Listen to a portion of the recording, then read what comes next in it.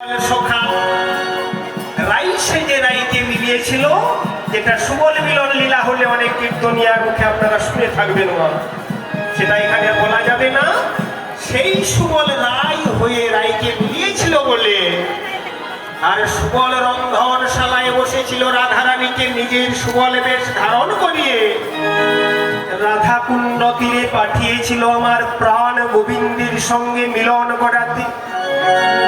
সেই মিলন দর্শনকালে রন্ধনশালে থেকে সুবল বলল, হে প্রাণ গোবিন্দ, তুমি যে রাধা কুণ্ড তীরে রাধা গোবিন্দের যুগল দর্শন দিলে, এটা তো আমার ভাগ্যে হলো না দয়াময়। তাই তুমি কথা দাও, কোন দিন এই যুগল আমায় দর্শন করাবে? গোবিন্দ অন্তর্যামী বলেছিল, সুবল, আজ আমি কথা দিলাম, এই যুগে নয়, আগত কলি যুগে যখন আমি হব শ্রী শচী নন্দন গোরা, তুমি হবে আমার প্রিয় ভক্ত, তোমার নাম হবে গৌরীদাস।